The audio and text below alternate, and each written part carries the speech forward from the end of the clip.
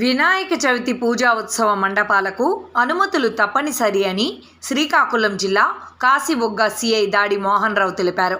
ఆదివారం మధ్యాహ్నం 2:30 విలేకరులతో మాట్లాడారు. వినాయక ఉత్సవాలకు తీసుకోవాల్సిన నియమ నిబంధనలు వివరించారు.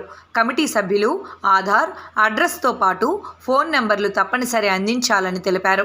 పూజ ఎన్ని రోజులు ఏర్పాటు చేస్తారో క్లుప్తంగా వివరాలు అందించాలని సూచించారు. టౌన్ ఇన్స్పెక్టర్ ఈ మనకి రానున్న వినాయక చవితి పండుగ సందర్భంగా తీసుకోవాల్సిన జాగ్రత్తలు మనం ఇప్పుడు ఏ మండపాలు పెట్టాలన్నా సరే ఇప్పుడు ఆన్లైన్లో అప్లై చేసుకోవాలి, మాన్యువల్ కూడా చేయొచ్చు. కాబట్టి మీరు కొన్ని సూచనలు ఉన్నాయి, అవన్నీ కూడా పాటించవలసిన అవసరం ఉంటుంది. ఎప్పుడైతే మీరు మీ తాలూకు ఇన్ఫర్మేషను ఎక్కడైతే మీరు మండపం పెట్టాలనుకుంటున్నారో ఆ ప్లేస్ మాకు ముందుగా చెప్పాలి. ప్రైవేట్ ప్లేస్ అయితే వాళ్ళ తాలూకా పర్మిషన్ తీసుకోవాలి, గవర్నమెంట్ ప్లేస్ అయితే కన్సర్న్ డిపార్ట్మెంట్ తాలూకా పర్మిషన్ తీసుకోవాలి.